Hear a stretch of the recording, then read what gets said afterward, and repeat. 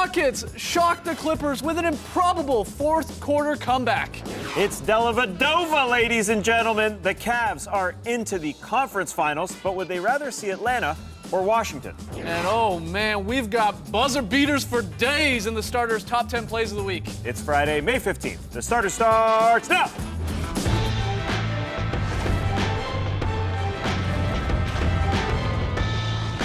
Good evening, Sweet World, and welcome to another playoff edition of The Starters. Whether you're joining us live online, catching us on YouTube, watching us on NBA TV, we're happy to have you. I'm J.E. Skeets, and alongside me, as always, that's Tess Mellis right there. Happy late second round to you. To my right, Starters blog editor, Trey Kirby. Hey-o! Hey-yo!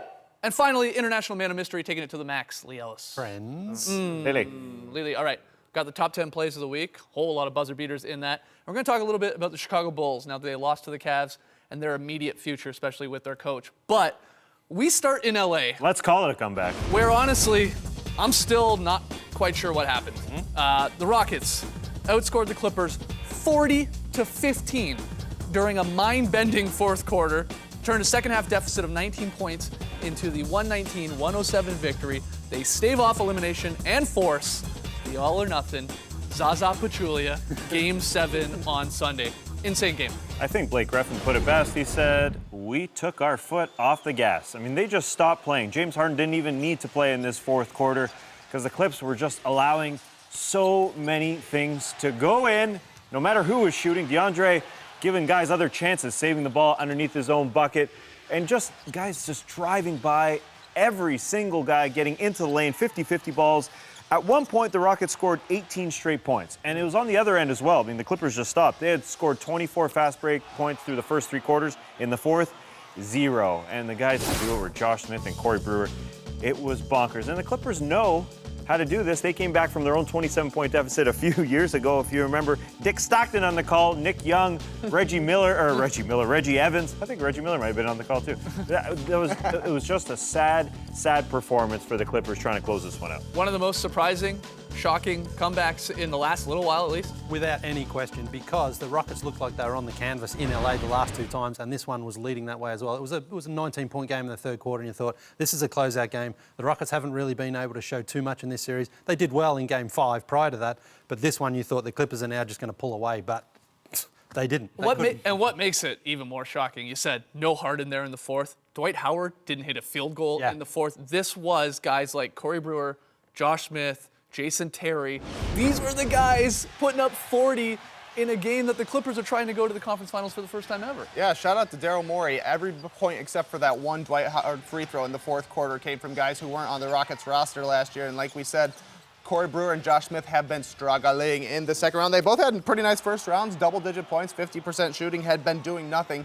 But they just caught fire despite the fact that they couldn't hit a shot to start this series. Yeah, look at these two guys. Corey Brewer, Josh Smith scored 29 in the fourth quarter of Game 6. They shoot nearly 70% together. They're 5 of 7 from 3. That was nuts when Josh Smith was hitting step-back threes. And you see what they did through the first 23 quarters of this series. Not a whole lot, especially not shooting the three ball well. That's what made it crazy. It's strange. There's no real single play that sort of sticks out in this game that proves so instrumental in their comeback. But I think they were playing analytics ball. You said shout out to Daryl Morey. If they're not driving to the lane and getting within the restricted area or shooting threes, I don't think they do it. Because first of all, they could get to the rim whenever they wanted, and the threes just added up, 40 points. Just like that. Just at the end, they just felt free when they were down 19. It feels like there's no pressure. There's nothing to lose. That's when they came back. Except their game and going home. I mean, there is something to lose, though, because their season would have ended earlier again than a lot of people expected them to, because they finished second in the West, and they were going to get, kind of humiliated again to go out. So they were having to play for their playoff lives. And the fact that Kevin McHale was comfortable leaving James Harden on the bench, and James Harden was comfortable in that situation, says a lot about the Rockets. It says a lot about James Harden and that he's a team player. A lot of credit is going to Brewer, Josh Smith, those guys, again, huge in the fourth. I think Terrence Jones was pretty instrumental in this game, too. Helped get it going a little bit in the third quarter. He had a great game overall. He really did. And the big move that McHale made a couple games prior was putting Josh Smith in the starting lineup and Terrence coming off the bench to give him a little something. But in the third quarter there, he grabbed the loose ball, he got that in. Then he got a little hustle steal on the inbounds. It didn't lead to anything. It was a hard and missed three, but the hustle was there. He attacked the paint, And they started chipping away at that 19-point game. I thought he was instrumental. I don't think he's going to get a whole lot of love because, again, Brewer and Josh Smith were the one draining threes in the fourth. But that helped at least get the Rockets into a much more manageable 13-point deficit heading into the fourth, and then it was lights out from there. Yeah, and again, you mentioned he was a guy who was put to the bench, and sometimes you think that might be a knock on a guy, but it's not. He came out and he embraces that role, and that's what you need when you're Kevin McHale. You need guys, if you're going to say to them, okay, we're just shuffling the lineup, but just go out there and play hard. Just try harder. Just try harder than you played in those first couple of games and see what happens. And that's basically what happened for Houston. Let's get to our Game 7 predictions, because I think the Clippers do pull this one out. I think they've got the history in their favor. They're playing in the most Game 7s of any team in the league over the last 4 years, and they won all 3 of their previous Game 7s. One on the road in Memphis. It was a big one. As we mentioned, that 27-point comeback that they had was part of this series, and it was the same thing. They were up 3-1, gave away Games 5 and 6, and then they went on to win it. Also, why should they feel good? Well, they've blown out the Rockets 3 times in this series by an average of 25 points, and they were up 19 in that last one. Also, one big win on the road when they spanked them. They did it against the Warriors last season. They did it against the Spurs this season. They just have so much experience, this group of guys, during that span. I think they should feel great going into Game 7. I can't wrap my head around how many stories will come out if the Clippers go and lose this game. And look, it's a possibility. I mean, it is in Houston. Yeah. They got momentum right now. They're still playing with house money because you're right. No one really expected them to come back and make this a series. The stories that will be written about specifically, I mean, the Clippers is one thing because you see they can't get to the conference finals over their history, about Chris Paul. Yeah. Once again, coming up short. Oh, man. Devastating it would be for him because he was so close against Oklahoma City last year to take that 3-2 lead. They end up losing in 6. If he's to go down now, I'm not sure what this says about his career. I mean, something's going to have to change, I think, for the Clippers because they're just going to end up short again, and they're going to have a lot of question marks over them in the summer. It's not by no means, again, I'm saying the Rockets are at home. That's great. You always want home court advantage in a Game 7. That's going to help your odds. But the last couple of teams to force a Game 7 down 3-1 in the second round or later haven't had much success closing the deal in that Game 7. You look at the last 5 teams, and including, of course, the Rockets Clippers as we go to Game 7 on Sunday. But the Spurs did it. They lost. The Blazers did it. They lost against the Lakers back in 2000. The Heat, the one team on this recent list from the second round or later, down 3-1 to force Game 7. The last one to do it back in 96-7 to actually win that Game 7, and the Sonics also on the list. So definitely hard to beat a team 3 times in a row, especially when you get this late in the playoffs. The Clippers, like we said, have been one of the better teams in the Western Conference for the second half of the season. The Rockets, obviously, the second seed. But they have the momentum. They've kind of scrapped all year long. The Rockets, you could have counted them out a lot of times during this whole season. When Dwight Howard went down, everybody thought they'd fall off. They never did. Down 3-1. Somehow they found a way to show up in their 2 biggest moments. I don't know. It's hard to pick against them. I went with the Clippers in 7 before the series, so I feel like I kind of have to stick to that. Definitely didn't think that would be the way this series went, though. Yeah, Lee, you were the one guy taking the Rockets with the predictions here at the table. You had them in 6. What do you think? You like the Rockets at 7? Yeah, I'm going to stay with the Rockets now. I mean, it certainly hasn't played out the way I thought You're right. it would play out. And this is just not the situation that the Clippers want to be in right now because they're facing so many questions. And Tasha mentioned that history is on their side because of their Game 7 success. But this is the Clippers.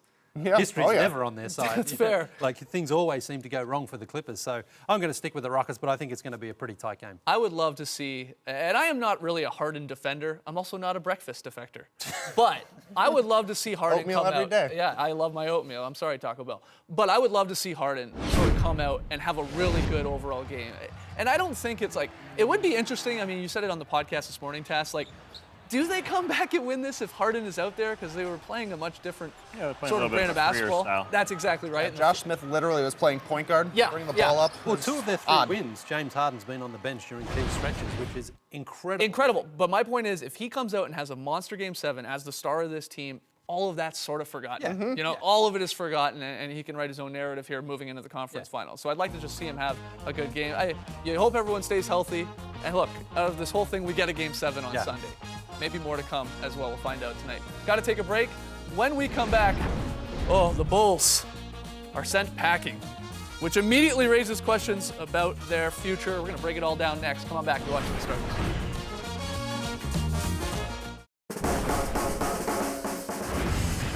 Welcome back to The Starters. Headed to Chicago. Kyrie Irving barely played because of injury. LeBron did not have a great game. Shot 7 of 23 from the field. And still, the Cavs took Game 6. You see it there. Dominant fashion, 94-76 73. The Bulls really didn't have much of a chance after a brutal second quarter, and now the future of the Bulls core in question. We'll get to that, but first a little love to the Cavs moving on. Yeah, watching this game, I was just marveling at how many offensive weapons the Cavs have, especially on the perimeter. You may think I'm talking about Kyrie and LeBron. Not in this one. LeBron only had 15, as you mentioned, Skeets. First time his team has ever won a playoff game with him scoring 15 or less. Kyrie, he only took 2 shots. It was JR, Shumpert, and Deli, Matthew Dellavedova. Just love saying his nickname. Those guys got into double digits. J.R. Smith making it known that one man's trash is another man's treasure. Hey, Knicks. Well, I mean, this is bonkers. Those 2 guys, Yep. basically the second and third best perimeter players, or second, third best guards on this Cavs team, got traded for nothing from the Knicks and are playing fantastic. Yeah, they really showed up, and that's kind of the sad thing for the Bulls was that they didn't really lose to a LeBron James crazy game or Kyrie Irving going off for 55 points. Yeah. They lost to Shumpert, Smith, and Dellavedova, which is kind of a fitting end to this Bulls season. Sometimes they played hard, sometimes they didn't. This was one of the not hard games. Lee Deli, in Irving's absence, he starts the second half there because Irving was injured. Game of his life, scores 19 points, 7 of 10. Was that the best playoff performance by an Australian ever? Shout out to Patty Mills, but was yeah. that the best? It's up there for sure, yeah. I mean, Paddy did it in the finals, although the Spurs were kind of leading. But Dellavedova, I mean, what makes this so special is, you mentioned, Kyrie Irving's out with an injury. He just wanted an opportunity to go out there and show what he could do. Kind of like Boobie Gibson in Cleveland in LeBron's first time, sort of that guy who'd come out, not really a true point guard, but someone who could spread the floor if he's not. Don't need to be when you're playing No, with you LeBron, don't need right? to be. Because like Dellavedova said afterwards, LeBron finds you out on the floor. He attracts so much attention, so you have to knock down those shots. You could see the confidence he had last night. He was looking for the ball, grabbing it and shooting it, and now he's made a bit of a name for himself. So in the finals, in the conference finals, he's going to be expected to deliver, especially if Kyrie has any sort of injury concern. He's got a few special skills, too. The passing on the alley-oops, he's really Yeah. good at that. Yeah. I thought that the defense was probably his best attribute as well. I mean, and obviously the three-point shot. But he's got a little specialty package. He's got that tenaciousness that people talk about. Jeff Van Gundy. He's annoying, yeah. Jeff Van Gundy loved him. And you need to be like that when you're sort of an undersized guy like that. I think other players, because he was on Derrick Rose for a while, they think they can take advantage of you because they're bigger and they're more athletic, but he makes up for it by just being a bit more feisty. Okay, we have the Wizards Hawks Game 6 tonight. That's in Washington. But not trying to look too far ahead here, but I'll ask the question. Who would the Cavs rather face, in your opinion? Would they want the Wizards and Paul Pierce, or would they want to take on the Hawks? What do you think? I think they'd rather see the Hawks because the Wizards are going to come in with all the confidence in the world. I don't think the Hawks have that confidence right now. Any team with Paul Pierce on it is going to have, whether it be a confidence or an irrational confidence, Paul Pierce is going to bring that swagger. Well, I think the Hawks just don't have that right now. And I'd love to see LeBron versus Pierce just one more time, especially since Pierce poked LeBron a little bit in that Jackie McMullen ESPN article where he poked everybody in the league. Including his own teammates. Yeah, Yes. including every single person he knows in the NBA. He said that I would love to have seen LeBron in my prime. Right. Just to see how many he would have won. Well, one guy is going to be in his prime in that matchup, and it's going to be LeBron. So I'd love to see that. Yeah, that's just a little bit more fire for LeBron to have in that series. Wizards or Hawks? I think you would prefer to see the Wizards myself, because all those points about LeBron and Pierce are true, but I just think that Cleveland would much rather face the Wizards because Nene and Gortat, those guys are a little bit unreliable. John Wall might not be 100%. And I think the Hawks, I think they're slowly getting it together. And I think that if the Hawks do get it together throughout the playoffs, it does provide more of a threat to Cleveland. I would love to see DeMarre Carroll on LeBron James in definitely. maybe like a very Kawhi Leonard light type version and see if he can not only play him well defensively, but go at LeBron. DeMarre's been great for the Hawks in the playoffs, one of the most consistent players for them.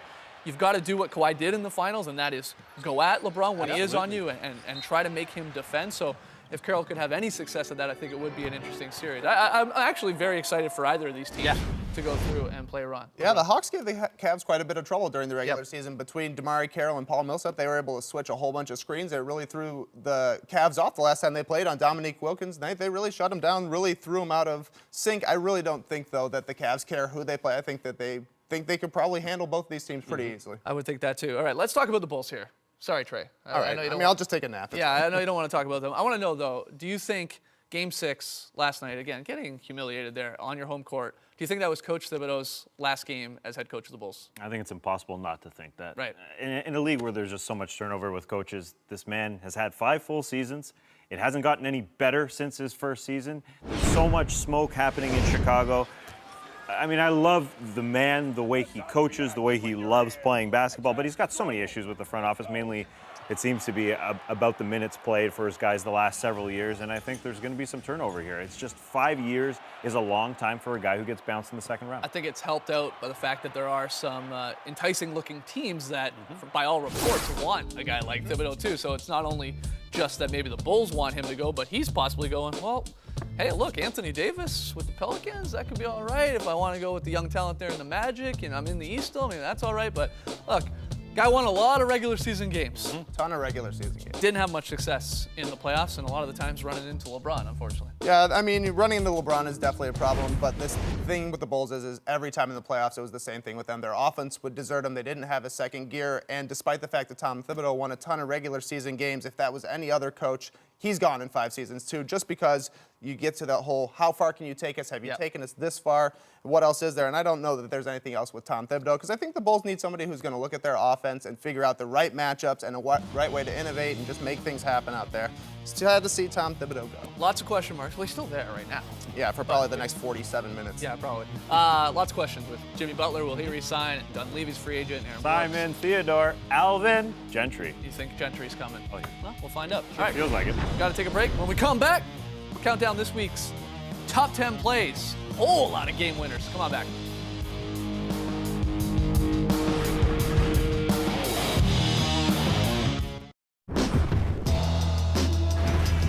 Welcome back to the starters. Lee, I'm sorry to say there's no Mike Dunleavy dunk in this week's top 10 plays. You're of going the to upset week. Tragic. So you can just turn it off if you want right now. At number 10, though, Blake Griffin on the break in Game 6. Woo! Gets a little fancy there with Nice. the sort of Looks right at the camera. sort of the 180 You catching this? little circus shot, turning into Nick Young for a second. If you try and tell me you didn't think the Clippers were going to win the game at that point, you're a liar. At number 9, Paul Millsap's beautiful up and under is gorgeous. But first, you got to see the crossover on Nene. Paul used to do this a lot in Utah. It's probably his fanciest play. Very fancy Yeah, right there. you're right. At number 8, the Bulls no longer running with us, but Derrick Rose with a very difficult left-handed layup going around Mozgov and finishing with the left little English there. Last time of the season, he's back! See you later, buddy. At number 7, it's all about the height on this DeAndre alley-oop. No, don't like this angle. Can't the see the other height. one. This Yeah. is the ticket right here. Get up, big man! Get Paws in the air. Yeah, he stopped. He stopped mid. It's too easy. At number 6, John Wall back from his fractured hand, the blind no-look pass. Now, he didn't have a lot of oomph on it. Yeah, Bradley Beal saves that play. Yeah, he sure does, but come on. The guy's got a broken hand. He's Yeah, who needs to look anyways? Yeah, it's overrated. Bill Murray told us that. And it is a good finish, you're right, or else it wouldn't be on there. I wish that was a Mike Dunleavy dunk. At number 5, this basically equates to Mike Dunleavy. It's Clint Capella with the monstrous throwdown. Oh, that's He gets up. That's He just- DeAndre like. Oh, yeah. A little bit. Right hand in the lane? DeAndre Light. Ooh. Number 4. Here we go. Game winner time. Started on the list. Al Horford coming out of nowhere. Outmuscles everybody, grabs it, and throws it in. Nice. Only a couple seconds left. The Wizards threw up a prayer. It didn't land. Poise on the ground is Kind amazing. of lets go of it though. He doesn't. Now, did he travel? No, not in the NBA. He didn't. That's fair. You're right. Everyone tumbles. So good. Very strong. Big Al with the game winner. Lots more of those to come here on the list. At number 3, Game 3 versus the Hawks. Wiz gave up a 21-point lead. Paul Pierce saves his team at the buzzer going glass. Did you call glass, Paul? I called game, as he said in his post-game interview. Yep, he sure did. No John Wall. It would have been heartbreaking if they had lost this game. love Paul that- saves the day. I love that every Paul Pierce jumper is from around that area. Everyone he's ever had. At number 2 on the list is Derrick Rose also going bank. The bank was open this weekend. Friday night, Game 3. Smile, Derek. No, he doesn't believe in You smiling. can tell he's really happy when he doesn't smile. Well, he knows this was the last game the Bulls won this season, so he's How like, dare you. Yeah. Ooh, Yeah. low blow, man. Low blow. At number 1, LeBron James called his own play. 1 second left. Game 4, and he buries it. Hey, Bron, you inbound. How about no? How about I get the ball and hit a game winner as he did How about no? right there? No, stop.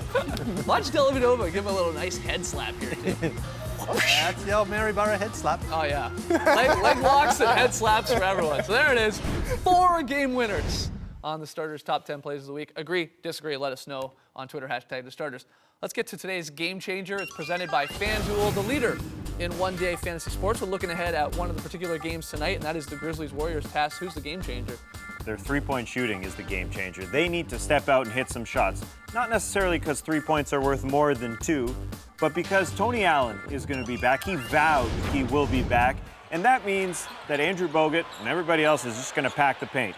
And if they continue to miss shots on the outside, they're in for trouble. I'm mainly concerned about Mike Conley because, sure, Vince has been missing shots. Courtney Lee hasn't really stepped up, but Mike Conley is the guy that needs to put points on the board. Game 5, he was 0 for 2 from three-point land, and he said, I'm just trying to make it, man. It gets tougher and tougher each game. As we know, the facial injury is just really, really hurting him. I mean, we don't know how much it is, but he verbally said and came out, hey, Yeah. it's hurting me. And foot and ankle injuries coming in, too. You've been saying all season that Vince Carter is going to give the Grizzlies one good playoff shot or quarter. You don't think it's going to happen? No. Not even tonight. Tonight's the night. Come on, Tassie. He needs his teammates to get him to the Come fourth on, quarter. man. All right, final break coming up. Lee's very solid play. Come on back to watch the starters.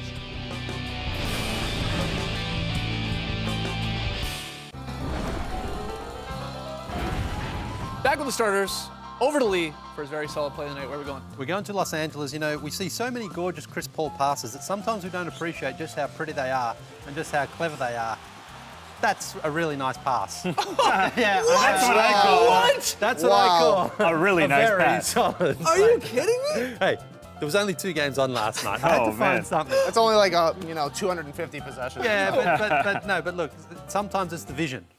And it's the vision from Chris Paul. Oh, yeah, okay. Very solid vision, Chris Paul. Sometimes. You were to choose from. 2 eyeballs up. Here's a look at Friday night's playoff schedule. It's the Hawks in Washington taking on the Wizards. Must-win game, of course, for the Wizards, down 3-2 in that series. And then following that one, another game 6. It's the Warriors in Memphis take on the Grizzlies. The Grizzlies need to win that one to stay alive. Both those games you see there. Tony Allen, you said it, Tess. He is playing tonight. He told us after Game 5, look, I'm going. I don't care if the hamstring's 50%, 60%, 70%, even close to 100%. I'm going, so he's going to be out there. And, of course, will be have to play well for any chance for the Grizzlies to win. Going to have to shut down one of those guys. Yeah, but I mean, we're expecting a huge game from Vince Carter, so should be fine. That's right. This morning, guys, we recorded the Drop podcast. It's up on iTunes and the blog. We talked a whole lot about the Bulls' future. We picked our all-NBA playoff team, and we got into a huge discussion about cereal. So, again, it's on the iTunes and the blog. We'll be back here Monday, 6:30 p.m. Eastern. Enjoy as many Game 7s as we get. Thanks for joining us, folks. And remember, it's called moving, not packing. Race the weekend, people.